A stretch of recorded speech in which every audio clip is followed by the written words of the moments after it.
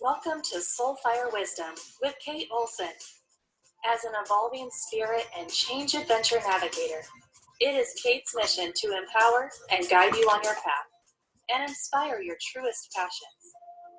She will encourage you to share your gifts, speak your truth, and ignite your inner wisdom and purpose. She hopes to do so with a little humor and grace and her own soulfire passion. Kate talks with amazing guests who have embraced the pursuit and are fanning the flames of their own passion, purpose, and soulfire wisdom. Now here's your host, Kate. Good afternoon. Welcome to Soulfire Wisdom. If this is your first time listening, I'm a hypnotherapist, life coach, NLP practitioner, and a Reiki master. But I like to call myself a change adventure navigator because I love guiding people through obstacles and adversity to find their path, purpose, and peace. So today is Totally Awesome, Try Something New and Talk About It Tuesday. And actually what I tried this week is probably a couple of things that most people have been doing for quite a while, but that I hadn't tried, mostly because I have this unusual disorder that most people have never heard of. It's called device avoidance. And I tend to procrastinate or put off using any new devices because I'm afraid it will be complicated. And usually once I do it, it isn't. But still, as I said, I have this disorder. So the two things that I tried were depositing a check to my bank account by phone. And you know, it worked absolutely wonderfully and was totally easy. And the other thing was I cut my cable. And I've had a Roku for the longest time. And we have used it, or we did use it when my son was around because he set it up. But then when he left and I cut my cable and attached an antenna, which I was able to do, I didn't use my Roku because, you know, I thought it would be complicated.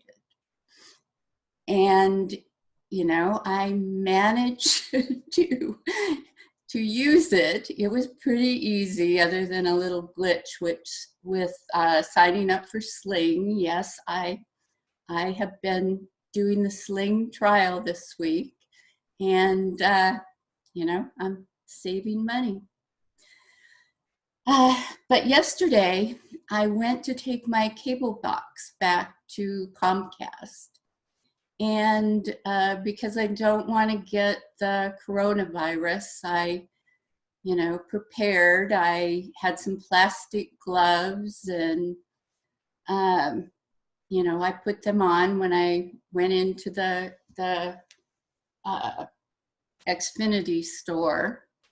And so I was sitting there waiting with my plastic gloves on, and I was observing people. And I saw that the girl at the counter also had plastic gloves on.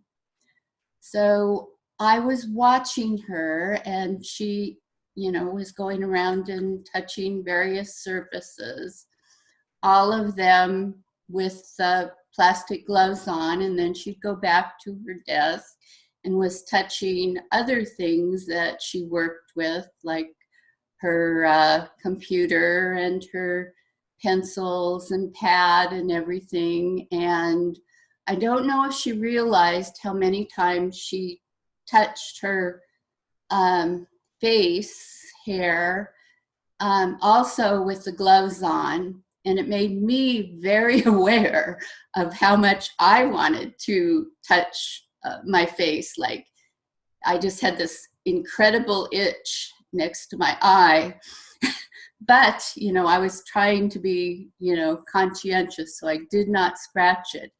But I did realize, you know, how I could very easily have, you know, touched my face with the gloves on. And, you know, although I'd just gotten out of my car and walked in, you know, if the coronavirus had been on the door, I could possibly have been, you know, contaminated. Now, it may be that none of the surfaces in the Comcast store had any coronavirus on them and nobody's going to get sick. But if you're going to wear plastic gloves, you have to be aware of how, you know, how you use them so that you're not cross-contaminating and actually, you know, possibly giving the virus to yourself. You got to be sure that you don't touch your face and hands with the plastic gloves on. Or like say with my plastic gloves, say I had left the store, gone out, opened my car door with them. And you should probably know that metal surfaces, the virus stays on them the longest. It can stay for like 10 to 12 days on metal surfaces. So I opened the car door, so I get the coronavirus on my car door. I still have my gloves on. And then I get in my car and I keep my gloves on and drive. So then I've transmitted it to my steering wheel.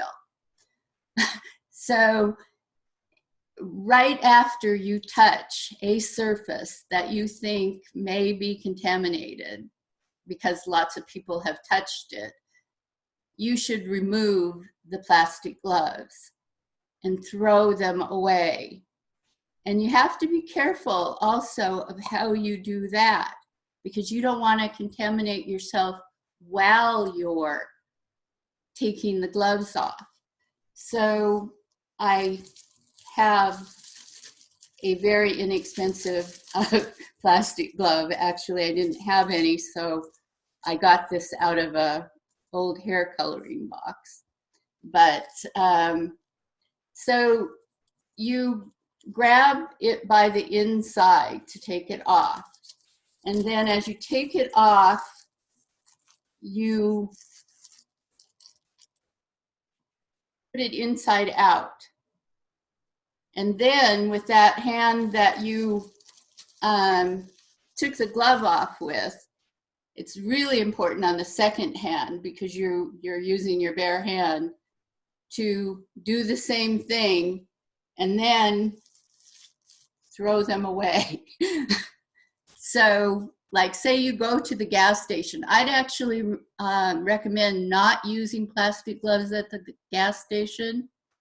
Just use something like a paper towel or something else that you can just throw away immediately. Because, you know, plastic gloves turn out to be kind of expensive if you have to remove them every time. And if you're panicking because you wanted to buy plastic gloves and you went to the store and they were out, some alternatives are like those painter's gloves, those disposable painter's gloves.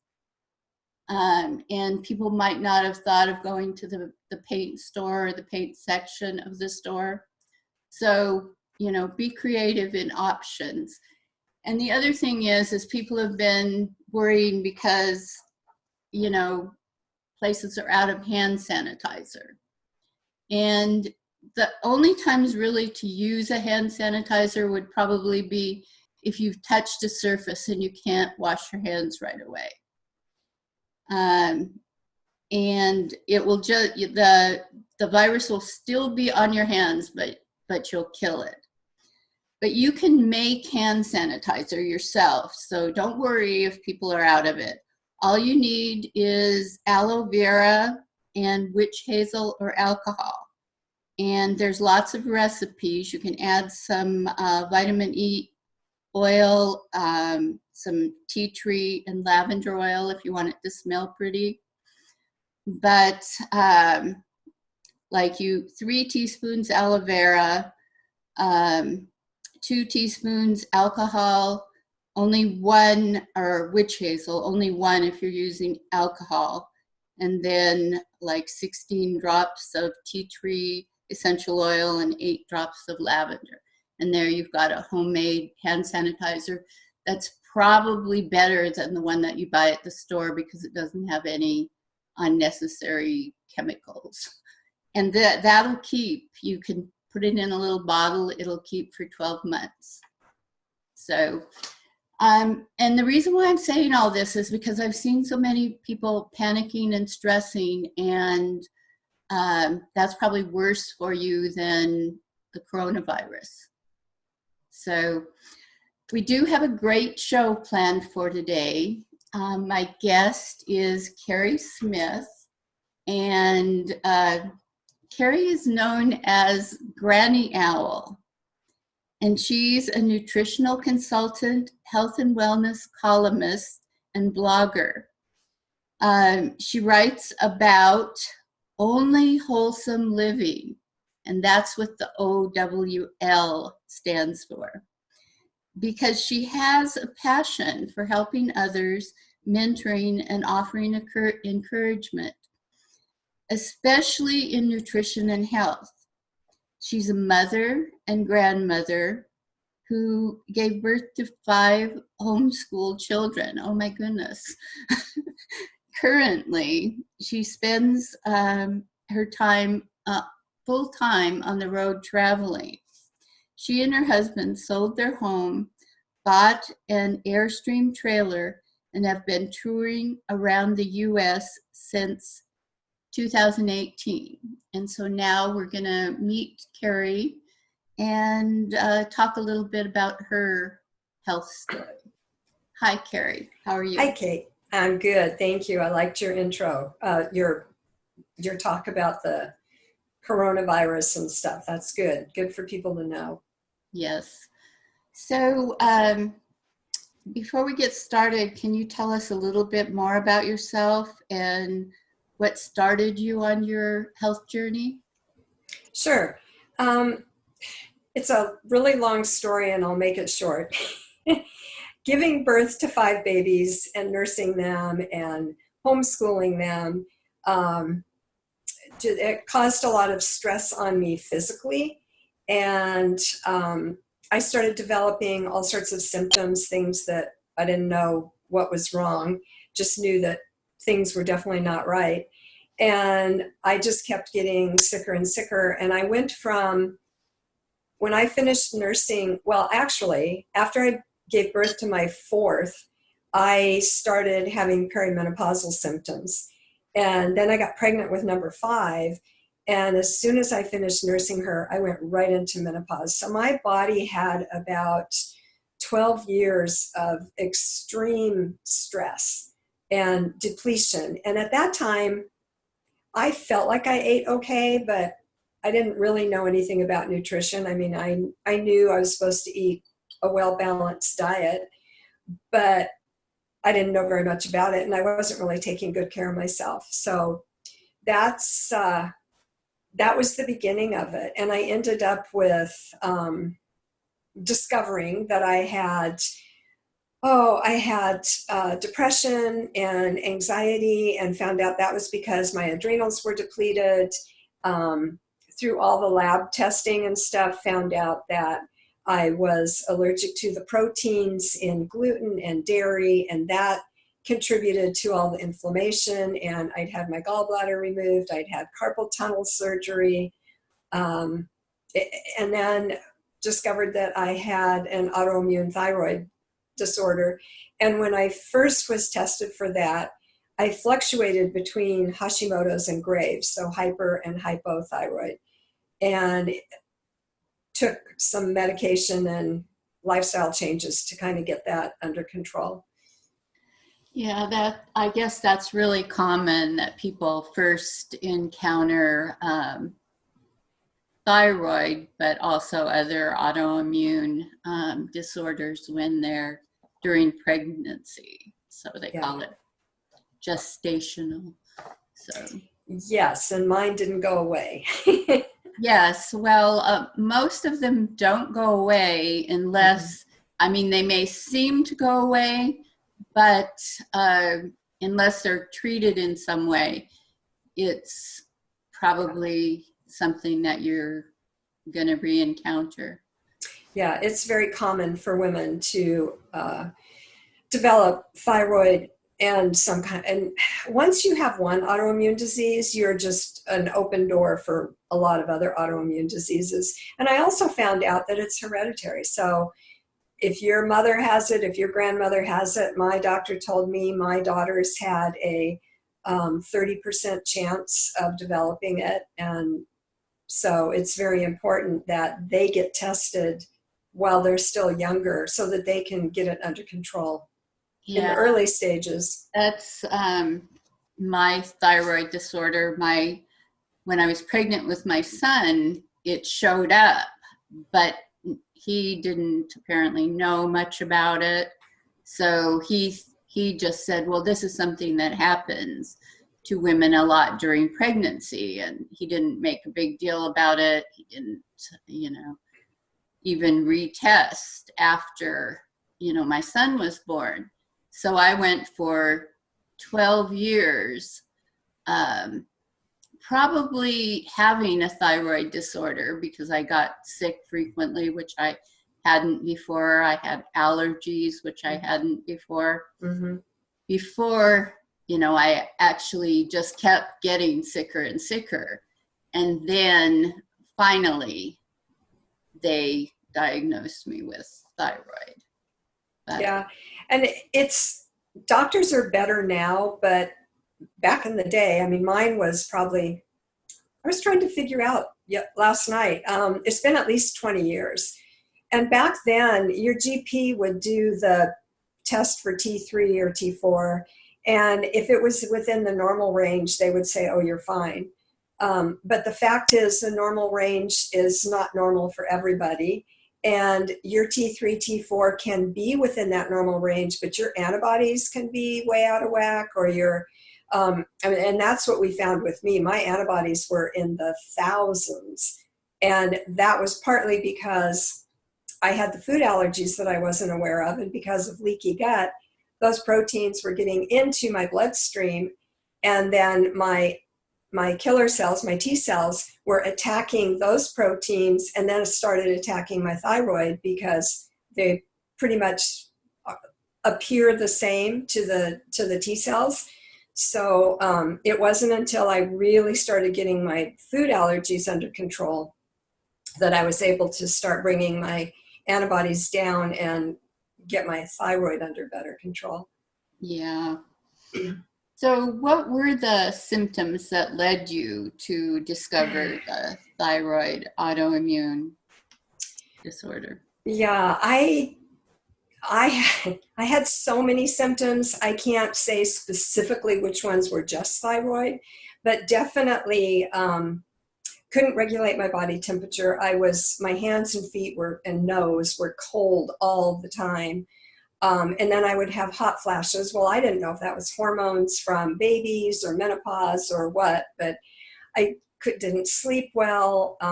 I did end up with adrenal, not quite depletion. I had one little peak in cortisol at 1 a.m. and that was it. The rest of the time, my cortisol levels were straight across the bottom. And that was part of it too. A depression that came from that. My hormones were just so completely out of control. And it really was only through a lot of lab testing that my naturopath was doing to find out why I had all these different symptoms that the thyroid showed up. That wasn't even an initial test that he did. It just was kind of a process of elimination because I had really bad inflammation and I had insomnia and I had, well, I just said it, depression. And I had gut issues and the biggest symptom was the inability to control my body temperature. And I ended up doing the taking the basal temperature first thing in the morning to try to figure out. And I typically had a low, well, as long as I can remember, 96 point something was normal for me. Now, if I had a 98.6, I probably had a fever. So, and that is an indication that your thyroid's not functioning properly. I just didn't know that. Yeah, even after they diagnosed me, they didn't tell me about all the symptoms that were associated with it. I had to kind of learn those on my own. Mm-hmm. And then after they started giving me medication, some other symptoms appeared, which I didn't really know were actually being caused by the thyroid medication. Mm-hmm. So it was a long journey to kind of figuring things out and getting things in balance, kind of on my own. Because, I actually just plain stopped telling my doctors about symptoms because it just seemed like they would, like I remember being endlessly allergy tested, which didn't, come up with anything. They never did really test for the things that were relevant, like gluten and lactose but that just was a kind of, they did find out some things that I already pretty much guessed I was allergic to, like grass and latex, because, when you have an immediate reaction to something, you pretty much know that that's it. Yeah. But anyway, so you pursued some unconventional treatment options. So what led you to that, and what were those?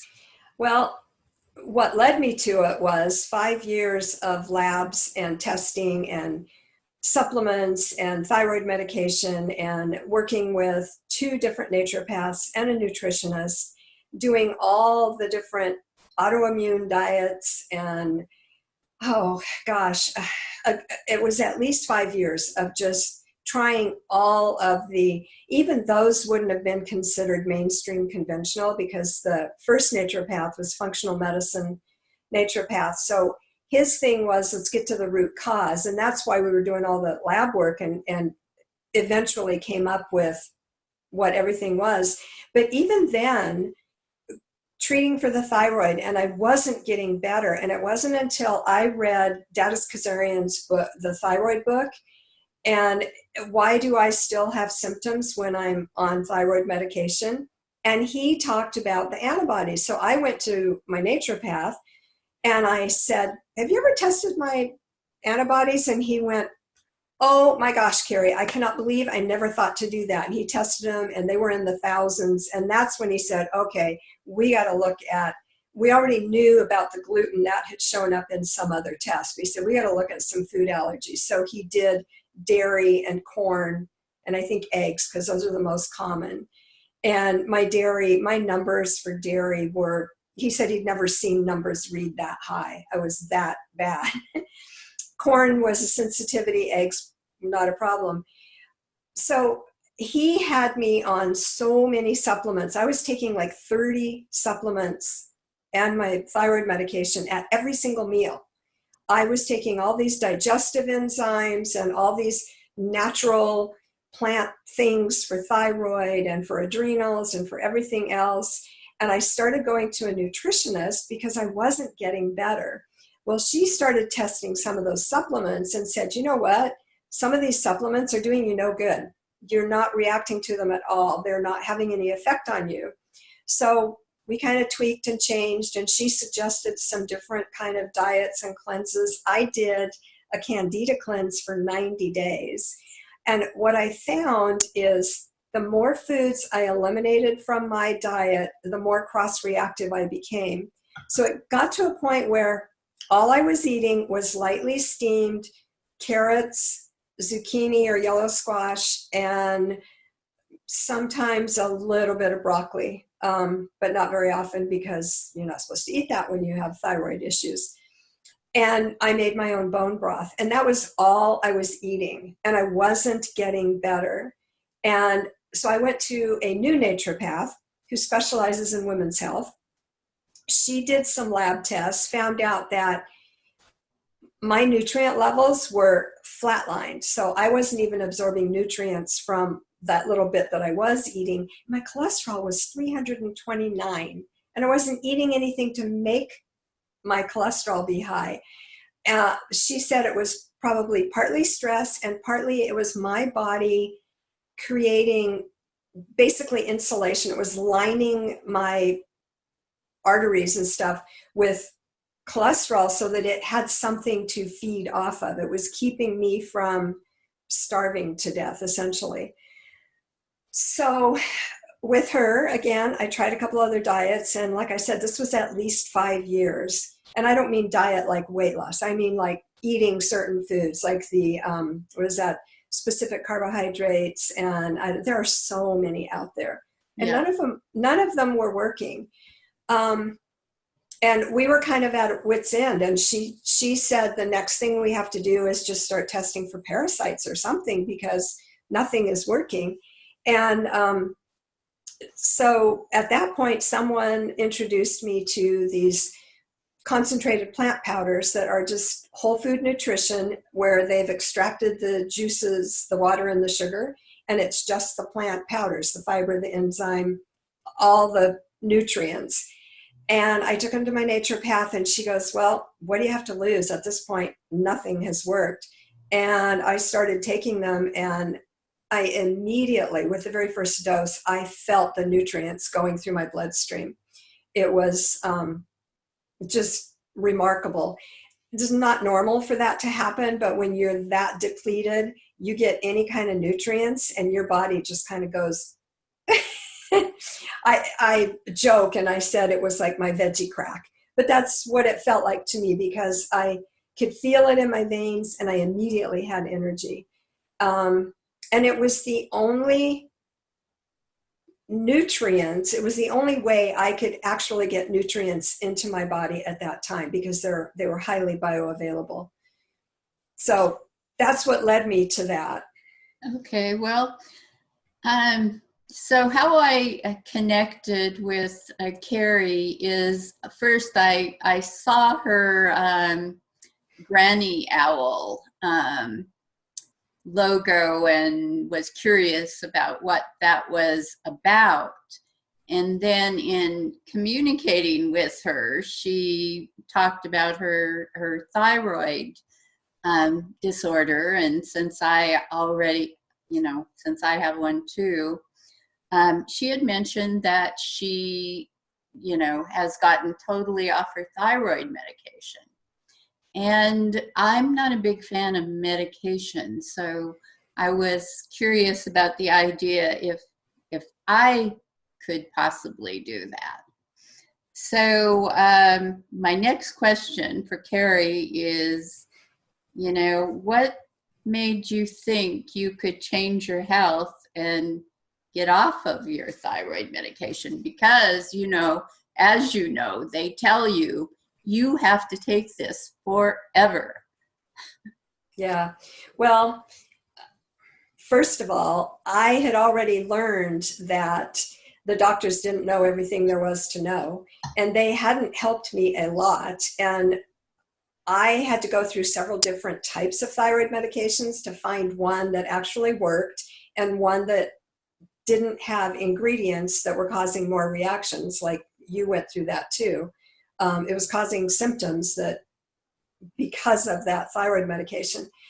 And so I just thought there's got to be a better way. And like you, I don't like being on medications. One of the reasons I went to that first naturopath is I didn't want to be on antidepressants and anti-anxiety drugs. And I said, I want to get off of them. How can I do this? So he said, well, let's start seeing what the cause is, why you have this, why you even are on them, which snowballed into what it did. So I just thought there's got to be a way. I have to be able to at least get on a low dose, because I was on a very high dose at the time. And then I started hearing other people saying that, they were able to make changes in their diet and their lifestyle, and they didn't have to be on thyroid medication anymore. And I'm like, seriously? Well, I'm game. I'm willing to give it a try. So I started using those particular products, Juice Plus. They are just whole foods. Literally, the labels have nutrition labels on them. So I thought, I'm safe, right? It's just fruits and veggies. I was reluctant to start them because I was cross-reactive to almost every ingredient on the label. But what I found out is that because they are so bioavailable, they didn't have to go through my digestive system, and that's where my allergic reactions happened. So I wasn't allergic to any of the ingredients because it just went right straight to my bloodstream, didn't go through that. So I took a double, triple for a while. I took a quadruple dose of them because I was so depleted and so starved. And I just started feeling better and better. And after 4 months, I went to my naturopath. She did some lab tests. My cholesterol had gone down about 100 points. My nutrient levels were coming up, and my thyroid numbers were coming down. And so I just kept doing what I was doing, and eventually got to the point where I was taking 15 milligrams every other day. And I wasn't showing any symptoms anymore. And then after a couple of months, I just thought, we were traveling and I couldn't get the prescription refilled without going to a doctor. I didn't have a doctor local. And so I just thought, well, I'll try not taking them. And I haven't looked back, haven't had symptoms, have just been doing great. Great. Yeah, I started to suspect that was maybe possible, but until I heard your story, I wasn't sure. My uncle had a thyroid disorder at one time, and I don't think he actually connected the two things, but he started this diet where it was a very strict diet where you could only eat one, you couldn't eat certain foods together. You could only eat, like one type of food at a time. And I hadn't talked to him, so I didn't know that he had gut issues and that had motivated him. But anyway, he eventually stopped taking his thyroid medication and just said he didn't need it anymore. He didn't go into a lot of explanation on things, but I kind of always wondered about that, like if he really didn't need it anymore, if he maybe hadn't needed it in the first place, or just because of what we were told by the doctors about you can't stop taking this. And then looking into it, it's actually, and this is something I've wondered about too, the longer you take the thyroid medication, the less effectively your thyroid functions.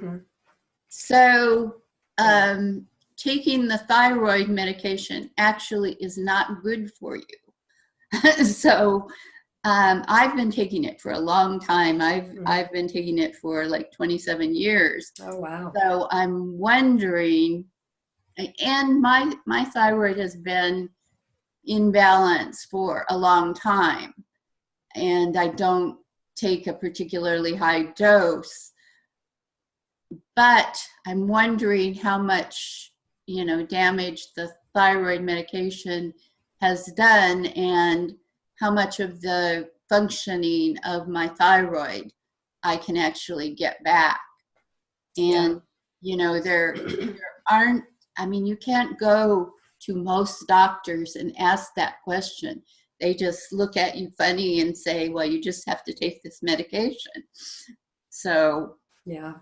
Well, and I would never sit here and say anybody can do it, because everybody is different. But I feel like it's at least worth a try to change your diet, change your lifestyle, get your body as healthy as possible. Even if you don't go completely off the medication, if you can lessen the dosage more and more. And what I have found in everything across the board is, if I can get, any of us, if we can get the phytonutrients and antioxidants into our body that it needs, our body can heal itself. I healed from a hip replacement in 3 months because And you don't have to feel like you're, like trying to, give information that you're not qualified to, because there is a lot of research by doctors that supports what you're saying. Like Dr. Isabella Wentz. Oh, she's wonderful. Yeah, she's wonderful. There's Dr. Cynthia Lee. Mm-hmm. She specializes in thyroid now because she actually got thyroid disease and had to go through the process of, figuring it out herself. And she, even as a doctor, it was a, big, scary process. Yeah. So there's research to support your experience. There definitely is. And I've learned a lot of that. One thing that I did when I was going through this is I read everything I could get my hands on. I did a lot of researching the research myself. And that was part of what fed my thought process of, I think I can do something about this. I knew I could at least make it better. Yes. And so as a part of your experience, you actually went into business and sell the Juice Plus products yourself. So what made you decide to do that? And what's the most challenging thing about, starting and running a business in your 60s? Well, the reason I decided to start selling it myself and start a business was 2 reasons. One, I had so many friends and family members who were aware of the changes, of physical changes and everything with me. And they're saying, what are you doing? What are you doing? This is so amazing. You're just like a whole new person. And I knew a lot of people who were really sick. And I thought, you know what, this could probably help them. So I decided that I would start my own business and just share it with them, because I wanted to help other people. And that's how the Granny Owl website came about, was that I wanted to reach more people. I didn't want to just sell them my product. I wanted people to learn how to live a healthier lifestyle, how to eat healthier. Whether they buy my product or not, I want them to know that they can make changes and that they can take control of their life. The most challenging thing for me, it's not really my age. It is indirectly. It's the fact that my husband is retired and we travel all the time, and he just wants to go and travel, and he wants to be out doing stuff all the time. And I have this passion and this drive to help as many people as I can. And it's hard to do that when you're out in Yellowstone and you have no internet and no data or anything. So I've had to learn to juggle, work when I can and enjoy when I can. Yes, I like that you said that about it's not really your age, because it's not really not. No, we can do anything at any age if we have the right mindset. Yes, and we're healthy, and so what is, I think you just answered this, but maybe there's something else too. What is the most challenging aspect of traveling full time? Well, so I mentioned the business part. The two other things. One is that I am a very, very people-oriented person. I thrive on relationships and being around people. And when we travel, my husband doesn't. And when we travel, we may be in a crowd at a tourist thing, but I'm not interacting with people. And when we camp at campgrounds and stuff, I might be able to go out and strike up a conversation with someone, but it's not, I miss my circle. I miss my sisterhood. I miss my support group. I miss my family and friends. And that's one of the hardest things. And the other is eating, because I have those food allergies and they are very severe. I have been suffering this week with some pretty ugly symptoms because somehow I ate something in the last few days that has triggered a bunch of my symptoms, and I don't know what I ate. I don't know where I was. And while I'm really careful, I read the menus, I ask questions. When you have to eat out a lot, you can't be sure.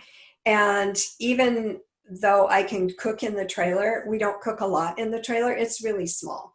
It's a little kitchen, and it's hard to get good fresh produce and stuff when you're on the road. A lot of times you're in areas where even the produce in the grocery stores isn't very good. I don't have a lot of prep room. I don't have a lot of cooking space. I have 3 little burners and I have a little convection microwave. So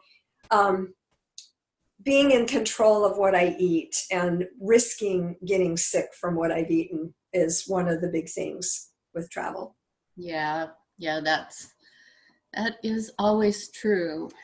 So what's been the greatest benefit of taking your health into your own hands, and what single change was the most impactful? I would say the single change was, I would have to say Juice Plus, because that was the product that had the nutrients that I could actually absorb. The biggest thing was, for me, was realizing that if I wanted to get better, if I wanted to heal, it was going to be up to me. I was going to have to do the research. I was going to have to do the legwork. I was going to have to find the right doctors, the right nutritionists, the right whomever to help me go down that road, read the right books. I had to take control of it myself. Yes, that is so true. Yes. So how do you feel now about the journey you've been on? I have tremendous gratitude that I've been on this journey. While it was really ugly, and I was extremely sick for a while, and it was very difficult to go through, I have so much gratitude because I've learned so much. I've learned about myself. I've learned about other people, and I've learned that we don't have to be victims, and we don't have to be our diagnosis. And because I've always been a helper, someone who loves to help people and encourage people, I have, through my experiences, I now have a journey that I can share with others, and I can give them hope, and I can give them the right, help them with their mindset, I guess. So gratitude would be my number one thing. And I have a lot of gratitude because I have good health now. And I can live a very active life, and I love it. I love the way I feel, except right now. And I love that even in this, in dealing with the contamination that I just had, I have the tools and I know what I need to do to make it better, and I'll get over it a lot faster. Yes, but you really do feel both like a victim and helpless when you're, bombarded with all of these symptoms, and you don't know, what's causing it, what to do with it. Yeah. And and you go to the doctor and they kind of just poo-poo, oh, there's nothing wrong with you, you're fine. And I have learned to trust my intuition and to trust my body. And when my body has a symptom or my intuition says, I listen to it because I've learned.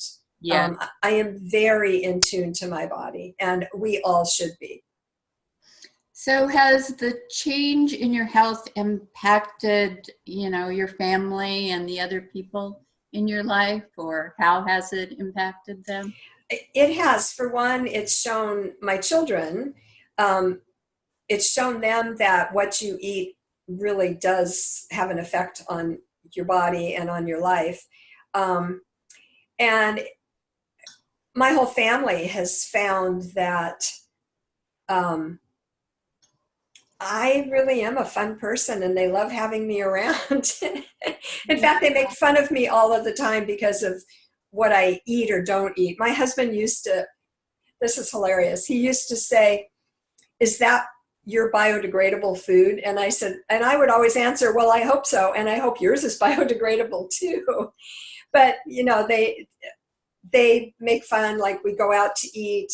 And the first thing I do is I say, I have severe dairy and gluten allergies. So tell me what I can and can't eat, what's safe on your menu. And then like my husband or one of my kids will say, yeah, I can eat anything I want. Just give me the menu. Yeah. But they have come to appreciate that it is, in fact, something that it's, when I first started eating gluten and dairy free, people thought it was just a trend. I had someone tell me, oh, you're not allergic, it's just a trend. And I was like, oh, you think I'm not allergic? Would you like to come sit with me when I have? Yeah. Well, yes, and it's amazing how much more, agreeable and fun we are when we actually feel Yes. good. Yeah. And I do have to say, I have a son who is a chef, and he has learned so much through my experience that he is very capable now of adapting recipes for people who have food allergies. And it's made him kind of stand out in the industry. Oh, good. He's yeah. So, I sacrifice my body a little bit for other people, and I'm okay with that. Okay. Well, what recommendations would you make to others who want to make changes, either, in their diet, lifestyle, or just in their lives in general? My first recommendation is decide that you're going to do it and then start taking steps. Even if you take one small step. I actually, my blog post that's coming out this week is about the 1% rule.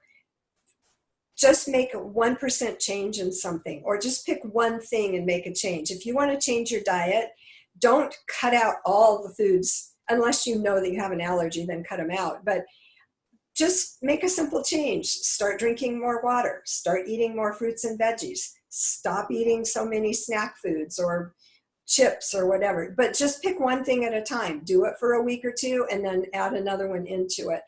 Even if it's exercise, same thing. Right now you're a couch potato. Well, how about just go out and take a 5-minute walk after dinner? Walk around the block. But decide that you're going to do it, and then make the choice, write down, this is what I'm going to do, and then do that one thing every day throughout the first week or second week, and then add into it. But know that you can make changes and you are in control. You are not a victim. Yes, definitely. And, if you decide you don't like the change, you can always go back to doing it the way you were doing it before. Yeah. So we're just about out of time. So if you could leave the listeners with one takeaway from today's show, what would you want that to be? The one takeaway, I've kind of said it many, many times, is you are in control of your life. Mindset, diet, exercise, doesn't matter. You are in control. It's up to you to make the decision to make the choice and to take the steps. Yes, and that's really great. I mean, if you know that you're in control, then, you know. Yeah, lose the victim attitude, lose the excuses. I used to use so many excuses, and I thought they were really good reasons, but the truth was they were an excuse. They were an excuse for me to stay where I was. Well, yeah, I know that now, but in the place that we were in and what we were told, We didn't. fairly understandable. You know, Yeah. we were told, well, you know, you just really can't do anything about this. You just have to take this pill for the rest of your life. Yeah. And yes, and that is very understandable. And I guess maybe something that our parents have always said, don't believe everything you're told. Yes. And sometimes as we grow up, we, you know, kind of fall more into that than we did when we were kids. You know, we lose that questioning nature that we started out with. Yeah, we tend to become more conformist. We want to fit in. We want to be accepted. So and that's a whole nother topic we could go off on. But yeah, we do. We lose that curiosity, that natural curiosity, and we just kind of accept what we hear. Yes. Well, thank you so much for coming on today and talking about this. I know that it's, you know, a very needed topic, you know, from my own experience and from what I see, you know, Yeah. at almost half of the women that I meet have some sort of autoimmune disorder. Yeah, it's actually considered at an epidemic stage in our country, men and women. It's like, I don't remember the statistic, but it's like 85% of Americans have some kind of autoimmune disease. Yes. And there's, well, we don't have time to go into it now, but there's a lot of reasons for that are due to our lifestyle and environment. Yeah. You know? Yeah. But anyway, I'm glad we had a chance to talk, and thank you so much for being here. And I'd like to thank the audience also for listening today. I have a couple of thoughts for you to carry with you through your week. And the first one is, we are capable of believing ourselves out of or into disease. And that was said by Mokokoma Makanana. And I think I probably didn't say that quite right, but that's the best I could do. And then the other thought is, joy is one of our most essential energetic nutrients. So as well as, you know, what we put into our bodies in the way of food, what we put into our, you know, mind and heart have just as much effect on our health. And that was said by Amy Lee McCree. So, you know, I do these shows every week, and I do them on video. So I think that everyone knows that, as well as a podcast and radio show, that it's video. But the thing that I am forgetting is that the video is never live. So it's come to my realization that a lot of people do not know that the show is available on video. So I'm saying it now on the show, and how you see that video is go to the radio website, scroll to the bottom of the page and click on the YouTube icon.